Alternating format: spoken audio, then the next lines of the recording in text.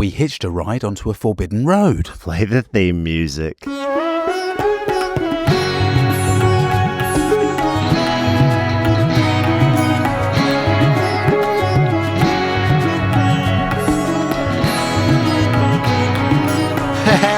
and welcome to this episode of Tripology. I'm Alan and I'm here with the ever opposable Adam. It's a big thumbs up from me. Opposable thumbs, an evolutionary little quirk of the primate, allows us the precision grip, allows us to hold important things like pens and scalpels. But you, my friend, if you don't mind me saying, have one of the most perfect specimens of an opposable thumb I've ever seen on any individual.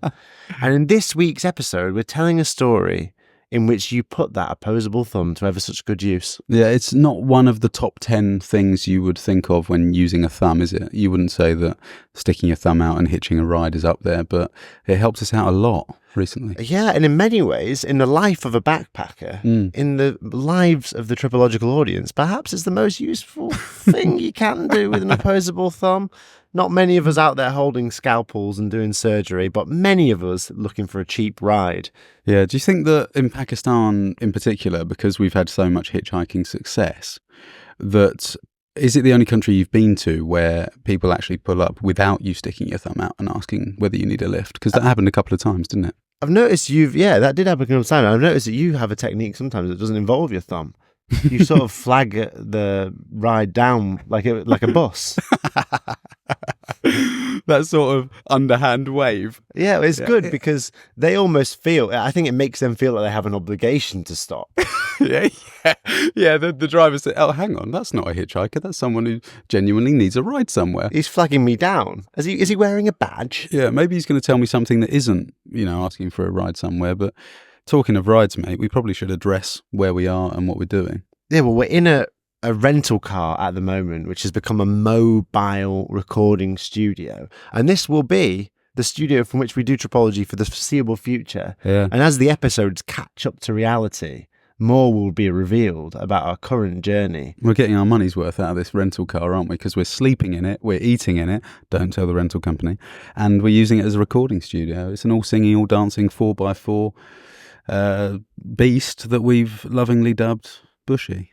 Bushy, not because of any reason other than it's made by, Mitsubishi. Yeah. Sponsor the pod. Yeah. We're unimaginative. Listen, we're in a vehicle. We're talking about vehicles. And in last week's episode, we mentioned our difficult journey down from Fairy Meadows, Jeep ride, melee, difficult problems all around. And I mentioned that something spectacular happened. Keen-eared listeners will be able to already tell us it's you with your thumb. I'd committed to maybe paying for a journey. Yeah. We wanted to get all the way back to Islamabad. Well, there were two guys that were at the bottom of the Jeep track that had basically agreed to book a car for us. Yeah. And it was, as far as we knew, on its way for 8,000 rupees, which is pretty expensive all the way to Islamabad. It is quite expensive. Do you have any conception of the exchange rate now that we've left Pakistan? Do you know how much that is roughly in dollars? How much? 8,000? No. No, hang on, yeah. Yeah, $3 is roughly 1,000. Okay. So am I going to do maths live on it? It's about $9-10, isn't it? It's fine. I mean, that's not super expensive. But I just wanted one last-ditch attempt to try and get a ride for us. And I think it was like a boyhood dream of mine, to be honest, because what vehicle should go past? It was an enormous truck. And I actually thought, you know what? My nephews would love it if I hitchhiked a ride on this truck. So maybe it's worth a go. The worst they can do is drive past, right? I didn't know what was going on. I was still haggling for the ride. Yeah. And maybe it's worth saying, we understand that, that number of rupees, 8,000 rupees, $10, that sort of thing. We understand it's not a whole bunch of cash. But when you're in the mindset of trying to get places as cheaply as possible, it seems like a lot, doesn't it? It seems like, oh, really? Is there any way we could do this cheaper? So hitchhiking was really what we wanted. Yeah, and it was a long distance. With hitchhiking, when you are going really long distances, you do sort of think, God, it would be so sweet right now if someone pulled up and was going to the exact destination we were. Yeah. And this guy I did use the flag down method. I think I had the thumb Not out. the thumb. I had the thumb out, and then I could see that he was interested. The problem is where we were. It was quite a tight sort of chicane, wasn't it? Past a couple of buildings, and there were a few people outside. So you don't think a huge vehicle like that is necessarily going to be able to slam its brakes on. But I opened the door when he stopped, and he said, "How many people? Where are you going?" I said, "Islamabad, 2 people." And he said, "Yeah, hop in." I was mid-haggle trying to get us a car. I couldn't believe it. This behemoth, this big blue lorry turned up. Yeah. And you were speaking to the driver. I actually saw the lorry in advance of you flagging it down. And in my head went, oh, no chance. Lorries don't stop for us. Only civilians stop for us. Yeah. Because that had been our experience in Pakistan so far. Mm-hmm. Yeah. I don't know what sort of gave me the confidence, but it was there, and I was really glad we did it because we hopped in, and even the guys that were booking the private car for us were so stoked that we got in the car. They were like, "Yes, go." So we climbed up, and I've never been in a lorry before, so I've never done that. Like, it's a right climb up. I mean, the floor of the seating area is higher than my head standing on the ground. Yeah. You need to take a run up to get in. Climb up, don't you? I boosted you in. You like grabbed me, pulled me up, and then we were there with this stranger in the front of his lorry. Yeah. Panoramic windscreen. Now, we've mentioned on the show before, you take charge in the hitchhiking situations because of your less polarizing personality. So I sit. You've got your own seat. I have like a sort of bed. A chaise longue. It was a chaise longue. And I thought, isn't it wonderful to be here reclining on a chaise longue? I'm feeling relaxed. I'm going to have a go at having some conversation with the lorry driver. I said, "What's your name?" Yeah. And he responded with? Double A, baby. We've got to protect the identity of our Of course. carriers. We never know. He might be listening. But what a sweetheart, by the way. Double A was a sweetheart. He was transporting, it transpired, very small cargo, just some flour. Just some flour all the way down to Islamabad, which was exactly where we were going. We really could not have lucked out anymore, I don't think. A trip all the way to your destination, and we're talking like 12 hours away. Yeah. In a hitchhiking vehicle is like winning the proverbial lottery, isn't it? Yeah. And rarely do you get that. I know. We had such a good time with him. Immediately, I knew that we were off to a great start because we weren't in the car for that long before we were sort of joking about, and he was playing some local Pakistani music, and then we stopped along the way for some tea. Remember that? That was lovely, which he paid for, by the way. Yeah, it's difficult, isn't it, when someone's literally driving you for free across the breadth of a whole country to then let them pay for tea. Yeah, but he kind of snuck in and did it without us knowing, I think. I assumed he'd gone to the toilet, as you would. And then he came out and said, "Come on, we're going back on the road." And I thought, but we've had this lovely tea and a lovely exchange with some local villagers. It was all just one of those perfect experiences. I want to stress this to the audience. They come every now and again when you're traveling. Just little snapshots, little moments of time where everything is perfect. And one of those moments for me was when I was sat on my chaise longue between you and Double A. Yeah. There was 3 A's between you. Yeah. You being another one. Yep, I don't count myself, but together, the whole team was quadruple A. We were It was a prerequisite of getting into the car. Yeah. How many of you are there? 2. What do your names begin with? A. Get in. Get in. Get in, Scabs, you you little scallywags. Oh. Yeah, so we're in there. And I had a perfect moment. I sat on my chaise longue. You were there to my left. Double A was there to my right. And I thought, this couldn't be any better. I've got 12 hours of open road ahead. Yeah. We're in a flower truck. Double A seems like a cool guy. Yeah. I even considered very briefly. Double A was there. And there's something romantic about driving a lorry, I think. Yeah. Yeah, there's a certain solitude, I guess. Yeah. Like, I would say, like, romantic in the literary sense, you know? Right. Not sure. romantic in, like, I thought, Double A. My goodness, I've always fancied. So go on a date with a Double lorry A. driver. Does this hitchhiking ride have to be free? No, it's romantic in the sense that, you know, Jack Kerouac on the road, that sort of thing. Yeah, open road. Double A started smoking a cigarette. And then I have to say, I'm a man who's not smoked now for a decade. A Congratulations. cigarette's not entered my mouth in a decade. Really? Really? Good for you. That's pretty good. As a backpacker, I would say that's probably quite rare. Thank you. The last time I had a cigarette was at the airport, Right. waiting to get the plane to China. Really? When I first started travelling. Well, that is significant because that is the time that you say you first went travelling and you're still kind of on this trip. Yep, started travelling, miserable little guy, 21 years old, cigarette at the airport, and then I thought, I didn't actually make a conscious thing, but when I got to China, it turned out that my life being interesting and enjoyable meant that cigarettes no longer needed to be a part of it. Well, let that be a lesson to you. Let that be a lesson to you. If you're smoking, it's because you're miserable. And, no, but I thought, and we talked about this at the time, AA offered me a cigarette. Yeah. And I thought, God, there's something so romantic about being on the open road stretched in front of you. Like, imagine if we all just shared a cigarette together and told stories about the future and the past. Well, if you were ever going to have a cigarette, if you were ever going to break that, then was the time, I think. It was just a cool time to just be having a cigarette out the window on the open road with this huge panoramic windscreen, lovely view. It just felt right. Yeah, I wonder how many people could empathise with the feeling of like a contextual cigarette being romantic. Yeah, I'm sure they can. I think so, but the fact that I didn't, I think, suggests that probably I've had my last cigarette in life. Amen to that. Because if there was a time to have it, It would have been then. I'd have smoked a pack, wouldn't I? Me and AA. Well, you say that, but smoking cigarettes in particular, is often associated with stressful situations. Yes. And the ride from then on got more and more stressful as we were dealt a few curveballs by AA. We were. And the local police force. Yeah. If ever I could rescind a no, it would have been the no I offered him when I first declined that cigarette. Is that cigarette still going, AA? Because I'm a little bit stressed now. AA went, would you like a cigarette? No? Okay, let me lay a litany of hellish stress upon you.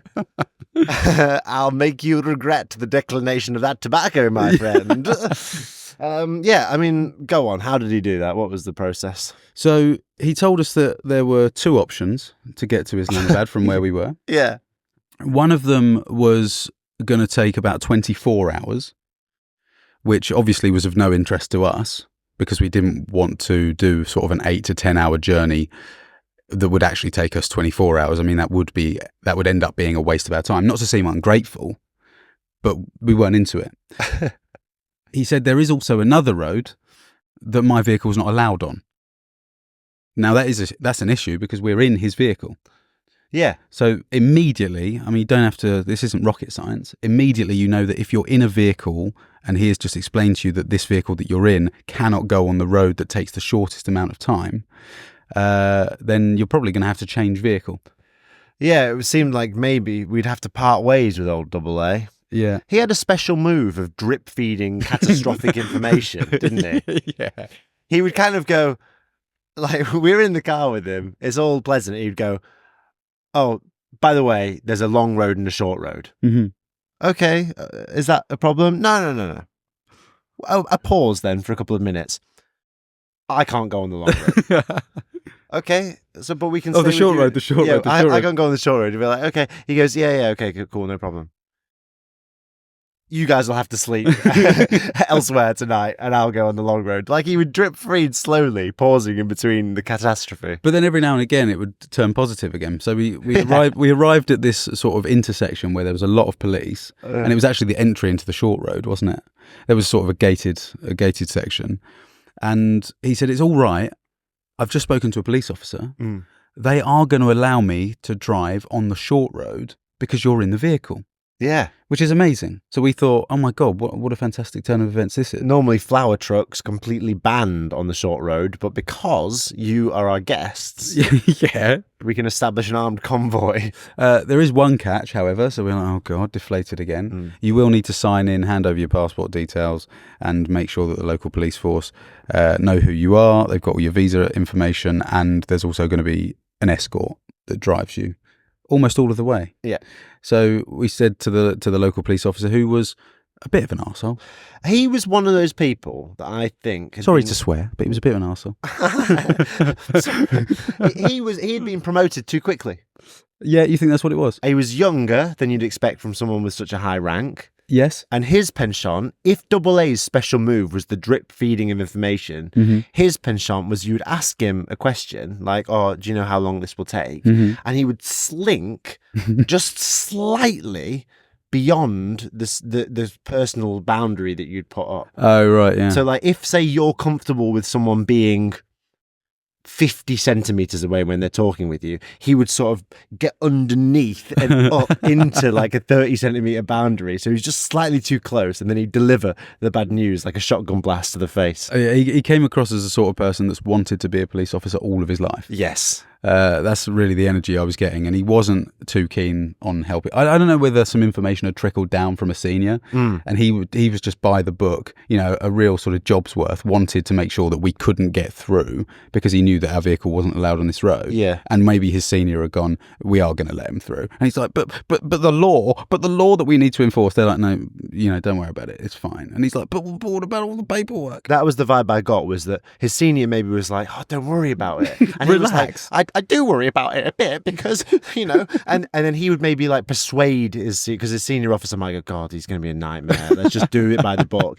And then I reckon he calls his mum that evening and goes, I did a really good job with these foreigners, mum. It was absolutely going to be a disaster. And I stopped them going through for 15 minutes and we made sure. And he was proud of himself about it. You know, my senior that I've told you I really get on with, that I really like, tried to undermine me and I came out on top. Yeah. So actually, in many ways, Mum, I'm the senior. I know you're proud. Bye. Yeah. So that was how we got through security. Yeah. After 1 hour. It was such a long way. And I did say to him, to be fair to him, in the end, I did say, look, you know, come on, how long is this going to be now? We've been waiting for such a long time. He said about 3 to 4 minutes. And it was less. Wow. So the security guards turned up within 3 minutes. And then we were escorted through this mountain road, which was lovely. Double A was happy to get back on the road because we felt bad, didn't we? He had obviously picked us up out of the kindness of his own heart. Little did he know that we were going to cause him some inconvenience along the way and a couple of cups of chai. Yep. But what a wicked journey it was from then on as well, because it went through the night. Yeah, well, maybe that's a good place because, you know, after the real difficult challenge at the border, A was kind enough to say, you guys, you can sleep. Yeah. Just have a kip. Mm-hmm. And then the journey will continue when you wake up. And the journey will continue after we come back from a very brief meditation break.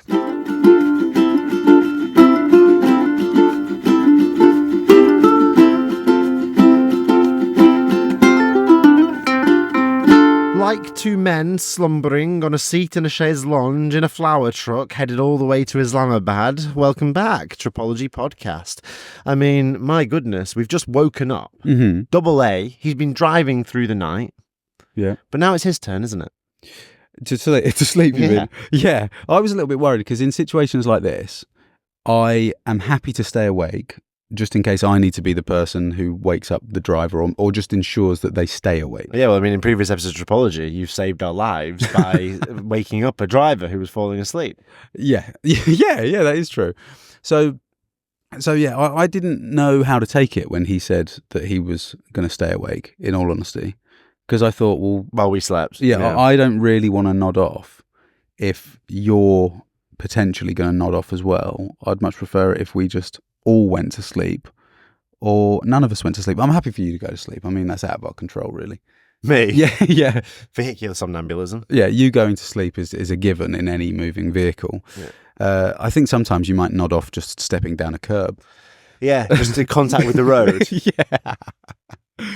That was it. But we pulled over at a point, didn't we? And we had a bit of a snooze. Now, this is where the Pakistani kindness, the old Pakistani generosity comes into full effect, because far from saying, look, I need to sleep, guys, I'll have the bed. Yeah. Double A gave me the bed, let you lay across the chaise lounge and seat, and he went and slept just on the bed of his truck.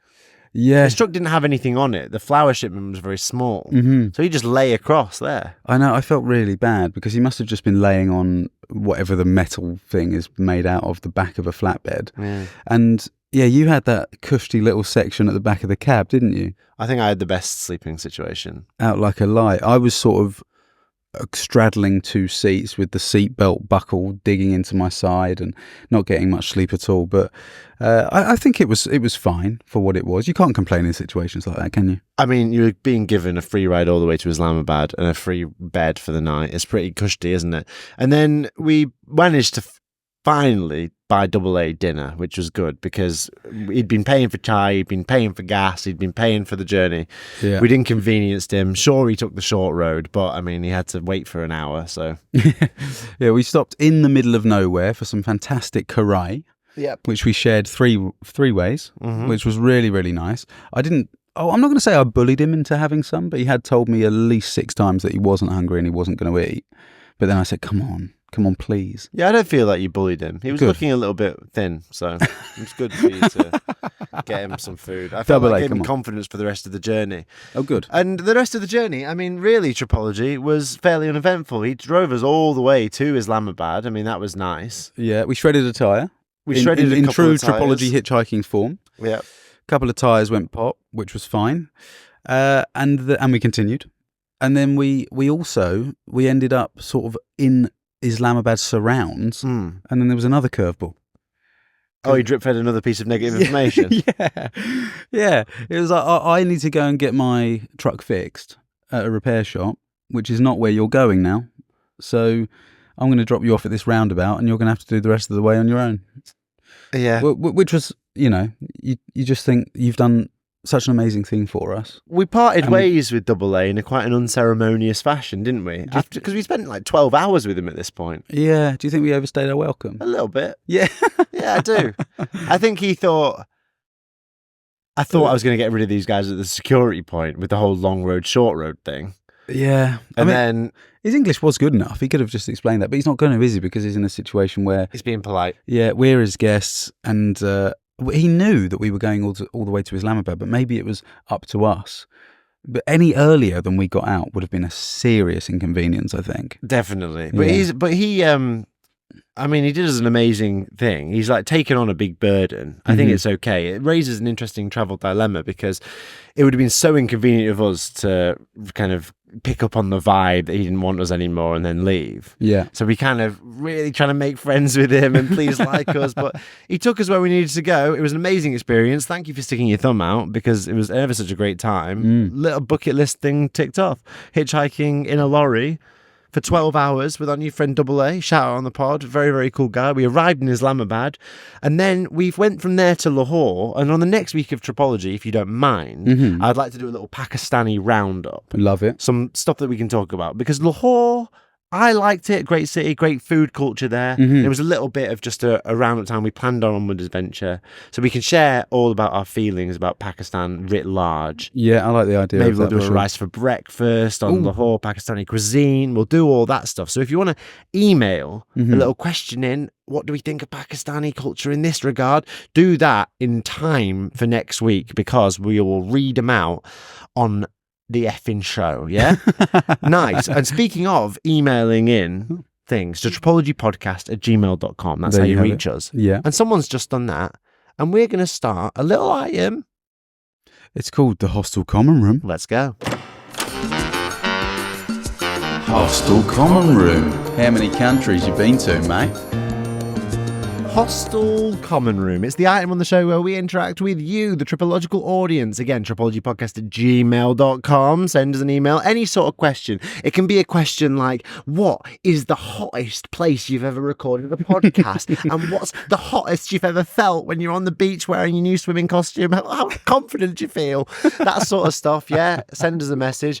Or we have... all the essential travel questions that are burning, I'm sure. And we have an Instagram as well, @tripologypodcast. Follow us there, see some reels, send us a DM. We'll respond to them all, man.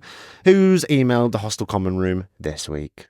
We have a listener, an avid listener, who's God. Emailed in. And I'm going to read it out now. It says, "Hi, love your guys' pod. Happened upon it by chance and I'm now a regular listener. I imagine this email is buried under the daily avalanche of fan mail, but if not, hi." I wanted to ask Alan specifically. Oh, fair enough. I wanted to ask. No, that's fine.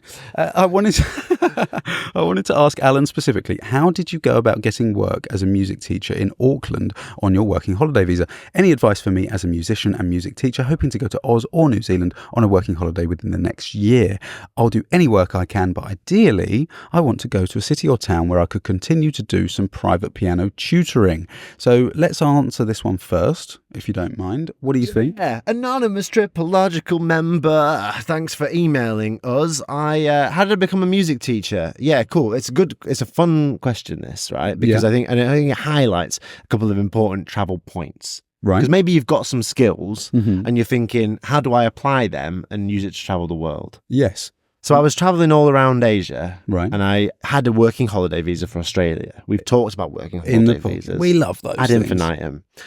But I thought, I don't want to just rock up in Australia and chance my arm. I wasn't a very experienced backpacker. So I messaged a bunch of guitar schools.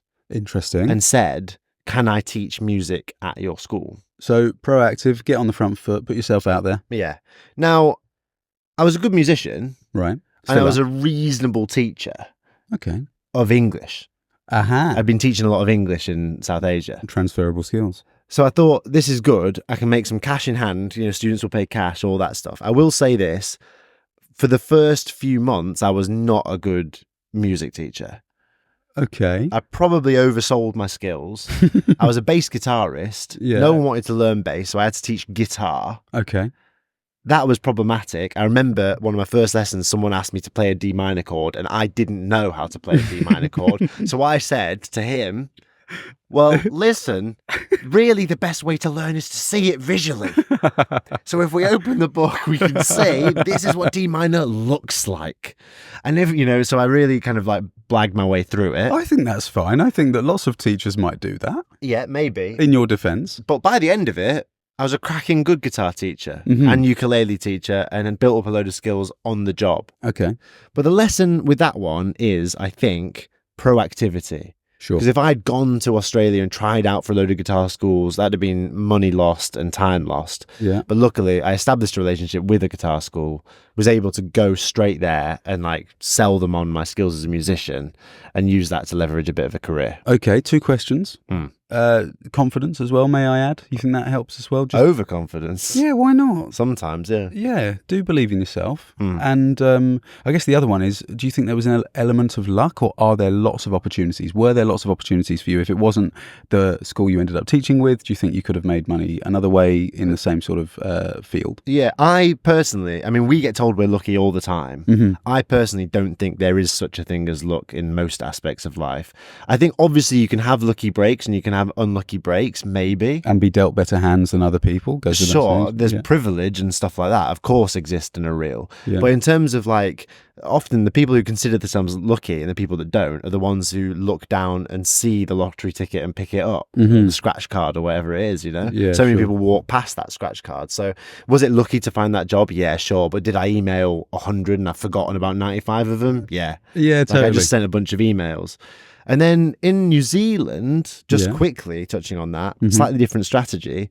I just got a 9-to-5 working in a music instrument shop. Okay. And really got good at that. And would proactively, when I would sell someone an instrument, I would also ask them if they were interested in lessons. Right. And that way, I pretty much set up like a musical instrument teaching empire where like the second the shop closed, I was like teaching for another 5 hours every evening. I worked incredibly hard, but I made a lot of money. I like that a lot, because it means that you're sort of keeping your finger on the pulse, or just because your specific job or the one you're looking for might not exist in that moment, there are other ways around it. If I use my sort of wine analogy or my experience, even though I didn't get the exact job I wanted in wine in the beginning, if you choose to work in a wine bar, you've still got, you're still tasting, you're still moving in the right circles, you chat to someone who knows someone else, and then they can offer you a job in maybe an office-based role or whatever. So I think as long as you're still moving in the right direction and, in the same field or whatever, same profession, you just got to keep chipping away and you'll get there. Totally. That's a really good point. Yeah, I think the travel lesson there is,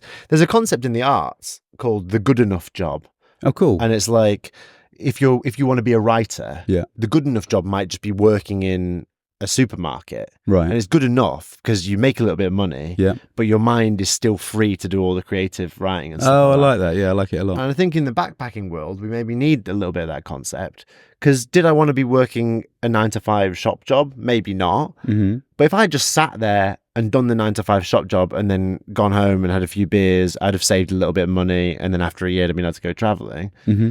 But I set my mind on like, I don't need to just do this shop job. I can use this job to create other opportunities proactively. And via that, you know, it meant that I could travel for like another year in South America. It was just became something bigger than just the shop job. Nice. There you go. Food for thought. Do something good enough and then get creative with it. Talking about food, the second half of the question here is one we don't hear that often. It's not uncommon.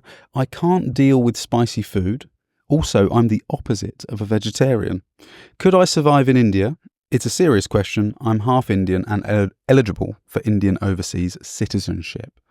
That's for both of us, that one, I think. Yeah, You're absolutely. Tripology's resident foodie. Why don't you give that one an old answer? I think if you can't deal with spicy food in India, I think, honestly, you'll be fine. Why is that? Because I didn't find the food that spicy. Mild. Yeah, if anything. Quite mild. And we have mentioned this on the pod before. We've spoken to lots of people that we know in the industry as well. Sure, maybe the restaurant staff are looking at us and going, yeah, normally we put an extra couple of chilies in it, but maybe we'll dumb it down for the white guys. That can happen. But even the stuff that we've been told is really spicy, we've found to be quite fine. I don't think Indian food is spicy, and I've copped a lot of hate online and in social circles for that claim. But it's a hot take. People always go, "Oh no, it's just because you're a Westerner and the kitchens don't." I have gone into Indian restaurants in disguise. Okay, yeah. I've sent the people who I was with ahead of me to order. I've really gone to great lengths to ensure that my appearance is not affecting my culinary choices. Yeah. The food's always been mild. Mm-hmm. I've also shared food with Indian people who say this is spicy Indian food, and it hasn't been. Yeah, I think that really is all you need to know. I don't think food's that spicy in India. Yeah, I have had very hot food in India, but it is from specific regions, like either the north, up in the northeast. So yeah, I don't. Maybe it's a myth. Maybe it's like the UK or Western bastardized Indian food that is ripping hot, and it's more about how much chili heat you can take as opposed to what the dish is actually like, where it comes from, kind of thing, you know? Yeah, well, I'll give you this food for thought, anonymous tripological listener, and you. Yeah. A lot of Indian people I've been hanging around with, they say to me, "Oh, it actually is spicy. It's just your tolerance has increased." Well, we'll see, won't we? Yeah. I'm going to go back to the UK to wish my folks a bloody happy Christmas.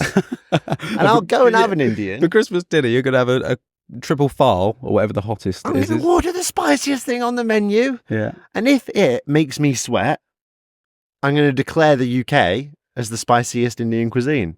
Oh my goodness. Dethroning India. Dethroning India, yeah. Because we've spoken to lots of Indians who think their food is really hot for us. Yeah. And it's just not the case. What do you think about the other part about the vegetarianism? Or opposite of vegetarianism? Oh, he requires animal protein. Yeah. Eat an egg, man. Yeah. No, you'll be fine. There's loads of meat in India. Really. Yeah. You've got chicken biryani, you've got mutton biryani, you've got buffalo biryani. All the biryanis. No beef. No. You have to do without beef because the cow, of course, sacred animal. Love it. You see them everywhere. I'm a big fan of mutton. I am, which I think the word mutton in Indian food or South Asia in general speaks to goat or sheep. Wow, interchangeable. Yeah, I think so. Animals with a cloven hoof. Mm-hmm. And it is good. I think that a meat that really delivers in flavour is mutton. And I don't know why we don't eat more of it in the UK.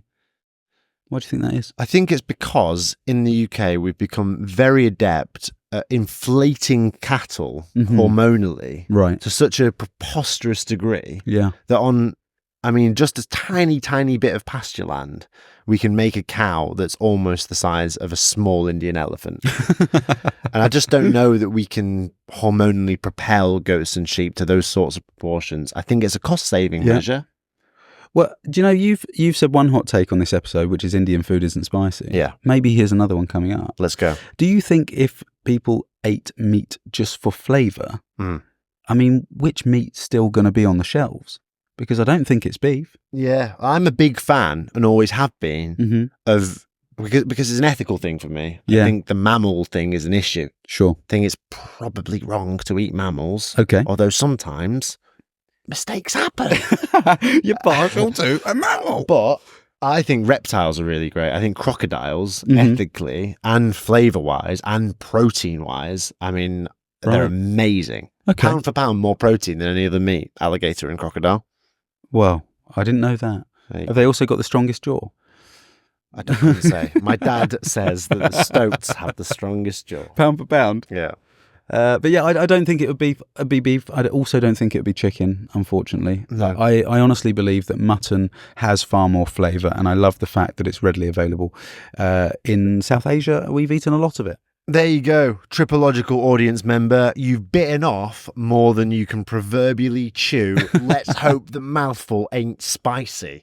If you enjoyed us talking about that question, why don't you write a question of your own? And if you're thinking, I'd love to, but my friends and family listen to the pod and I'll be embarrassed asking all these difficult questions about what sort of underwear I should pack for a 6-month backpacking trip, just go anonymous like the tripological listener you heard today, because your identity is important to us here on Tripology Podcast. I've been Alan, this is Adam, and my goodness, if we're about to have a crazy adventure next week, round up in Pakistan.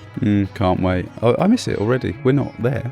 Is that a spoiler alert? Yeah. We're not there anymore. And I'm going to say it Go on. because I feel confident by the time this episode goes live. Mm-hmm. Why don't you head over to tripologypodcast.com and have a little see if there ain't a website there, baby, because I've been coding some stuff. Yeah. Amazing. God, I hope that goes well. Well, we'll see you next week. See you there. Bye.